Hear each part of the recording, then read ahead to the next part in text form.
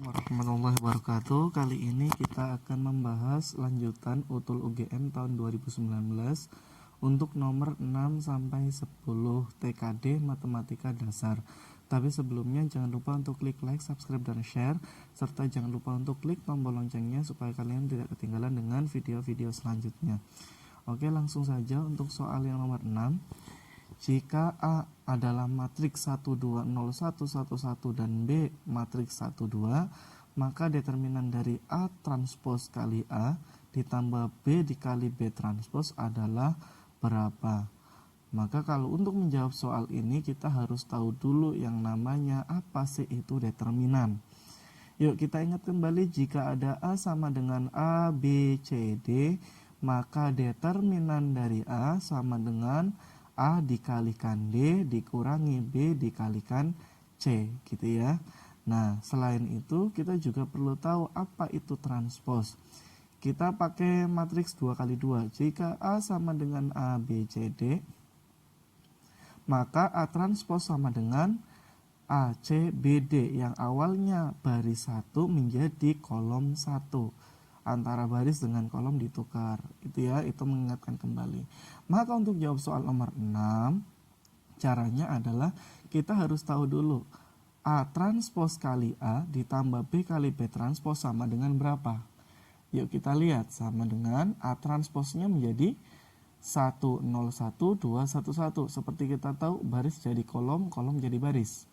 Sedangkan A-nya 1, 2, 0, 1, 1, 1 ditambah B-nya 1, 2 dan B transposnya 1, 2. Posisinya seperti itu. Maka tinggal kita kalikan sama dengan, yuk kita lihat, A transpos kali A. Caranya adalah, yuk, 1, 0, 1 dikalikan dengan, dioperasikan dengan 1, 0, 1. Antara baris 1 dengan kolom 1. 1 kali 1, 1, 0 kali 0, 0, 1 kali 1, 1. Kemudian dijumlah jadinya 2. Gitu ya. Kemudian 1, 0, 1 dioperasikan dengan 2, 1, 1. 2 kali 1 ditambah 0 kali 1 ditambah 1 kali 1, hasilnya 3. Kemudian baris kedua dengan kolom 1 dioperasikan. 2 kali 1, 1.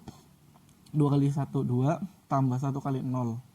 0 ditambah 1 kali 1, 1. Maka hasilnya 3. Kemudian 211 diberikan dengan 211, hasilnya 6. Ditambah dengan 1212 dioperasikan menjadi 1224, yaitu baris 1 yaitu 1 dioperasikan dengan 1, kolom 1 sih, 1 kali 1, 1. Kemudian baris 1 dengan kolom 2, 1 kali 2, 2. Kemudian baris 2 dengan kolom 1, 2 kali 1, 2. Kemudian baris 2 dengan kolom 2, 2 kali 2, 4. Kemudian kita tinggal jumlahkan, kalau penjumlahan tinggal menjumlahkan setiap elemen yang seletak. 2 tambah 1, 3, 3 tambah 2, 5, 3 tambah 2, 5, dan 6 tambah 4, 10. Karena sudah ketemu, maka tinggal kita cari determinannya. Determinan dari A transpos kali A ditambah B kali B transpos sama dengan determinan dari 3, 5, 5, 10. Dan kita ingat determinan tadi rumusnya bagaimana? Yaitu sama dengan 3 kali 10, 30 dikurangi 5 kali 5, 25. Hasilnya 5. Maka jawaban yang benar adalah E. Ini untuk soal nomor 6. Next, untuk soal berikutnya. Jika tan X sama dengan 2, maka sin X ditambah cos X dibagi sin X dikurangi cos X sama dengan berapa? Nah, di sini ada operasi trigonometri. Maka kita ingat trigonometri pada segitiga siku-siku. Jika diketahui ada segitiga siku-siku dan salah satu sudut yang lancip X gitu ya, maka ini dinamakan sisi miring gitu ya. Dan sisi di depan sudut X bisa kita tulis sisi depan. Nah, yang lain sisi samping. Miring, depan, dan samping. Maka kita ingat bahwa sin X sama dengan depan bagi miring. Sedangkan cos X sama dengan samping bagi miring. Dan tan X sama dengan depan bagi samping. Sin demi, cos sami, dan tan desa. Gitu ya. Maka dalam hal ini pembahasannya yang diketahui tan X sama dengan 2. Maka kita buat dulu segitiga siku-sikunya dengan sudut X. Maka tan X sama dengan 2, dan 2 itu sama dengan 2/1. Sama saja kan gitu ya, kita jadikan pecahan. Dan kita ingat bahwa yang namanya tan X itu depan bagi samping, sa. Berarti 2-nya itu sebagai depan, 1-nya sebagai samping. Berarti 2-nya diletakkan di sini, depan gitu ya. 1-nya diletakkan di sini. Nah, karena di sini segitiga siku-siku berlaku Pitagoras, maka sisi miringnya ketemu, akar 5 bisa kalian hitung sendiri. Maka dari itu yang dicari adalah sin X ditambah cos X dibagi sin X dikurangi cos X. Sin X itu sin X, sin demi depannya 2, miringnya akar 5. Ditambah cos X, cos sami, sampingnya 1, miringnya akar 5. Dibagi sin X 2 per akar 5 dikurangi 1 per akar 5. Karena memiliki penyebut yang sama, tinggal kita operasikan pembilangnya.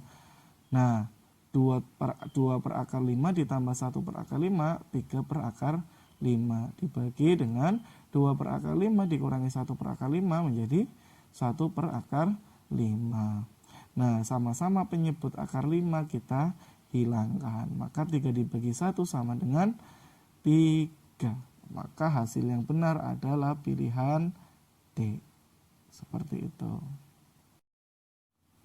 Lanjut untuk soal berikutnya. Di dalam sebuah kotak terdapat 9 bola yang diberi nomor 1 sampai dengan 9. Diambil 3 bola satu persatu tanpa pengembalian. Peluang bola pertama genap, peluang bola kedua ganjil, dan bola ketiga genap adalah berapa? Nah, di sini kita ingat rumus peluang. Peluang kejadian A sama dengan NA per NS. Apa itu NA? NA adalah banyaknya kejadian A. Sedangkan NS adalah banyaknya kemungkinan kejadian yang mungkin terjadi secara keseluruhan. Nah, yuk kita lihat bagaimana pembahasannya. Yuk kita lihat di sini. Di sini dikatakan di dalam sebuah kotak terdapat 9 bola yang nomornya diberi nomor 1 sampai 9. Maka bisa ditulis gini. Yang dibedakan menjadi dua bentuk gitu ya, yang satu ganjil, yang satu genap. Dibedakan gitu ya.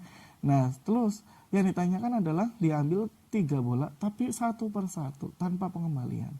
Berarti ada pengambilan pertama, ada pengambilan kedua, dan ada pengambilan ketiga. Pertanyaannya, peluang bola pertama genap, kedua ganjil, ketiga genap. Caranya gimana? Yuk kita lihat.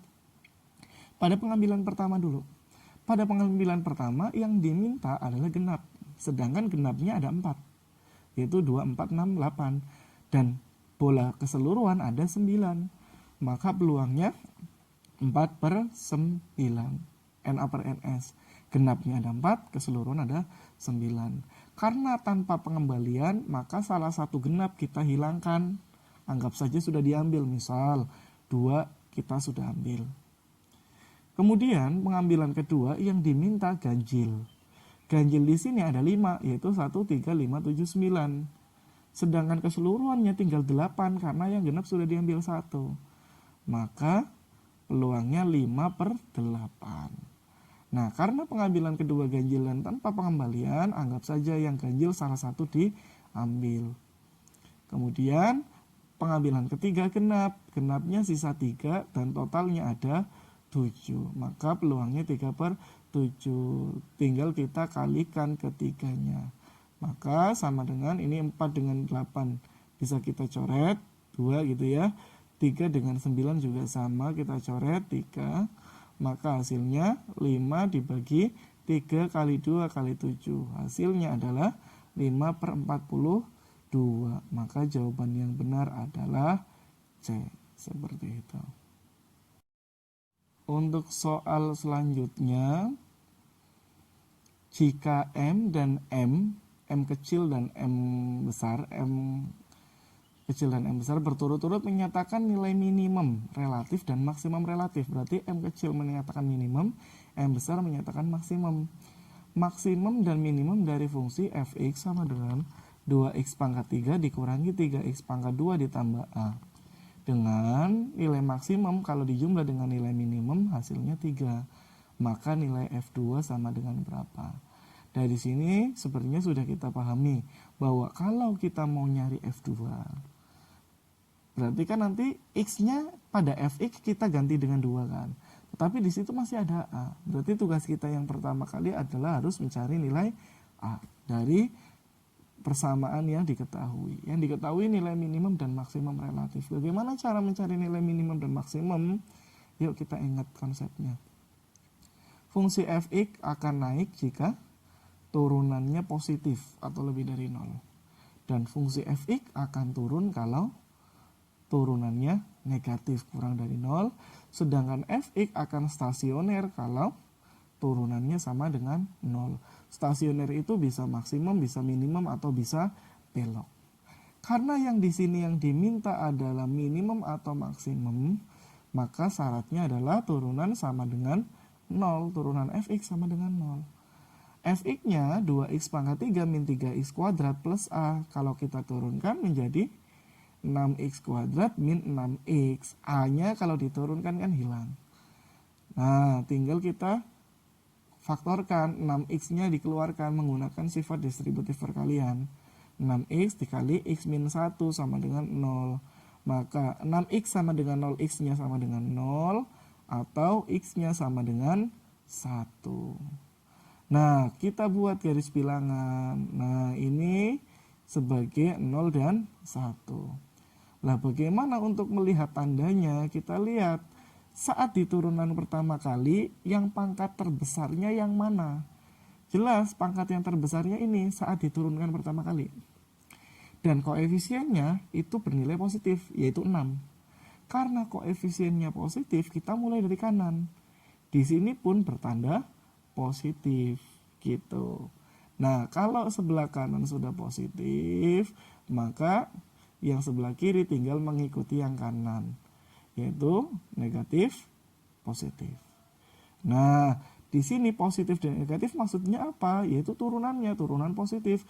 Kalau turunannya positif, naik. Tadi sudah dikatakan. Kalau turunannya negatif, turun. Kalau turunannya positif, naik. Maka X sama dengan 0, ini posisinya adalah titik maksimum. Karena habis naik turun, kan titik maksimum kalau kita bayangkan seperti gunung. Sedangkan pada saat X sama dengan 1 merupakan titik minimum. Gitu. Maka M kecil tadi minimum ya. Berarti M kecil terjadi saat X-nya sama dengan 1. Nah, berarti tinggal disubstitusikan ke fungsi fx. Yaitu 2 kali 1 pangkat 3 min 3 kali 1 pangkat 2 plus A. Hasilnya adalah A min 1. Itu adalah nilai minimumnya. Sedangkan nilai maksimum itu terjadi saat X-nya sama dengan 0. Substitusikan ke Fx, yaitu 2 kali 0 pangkat 3 min 3 kali 0 pangkat 2 plus A menghasilkan A.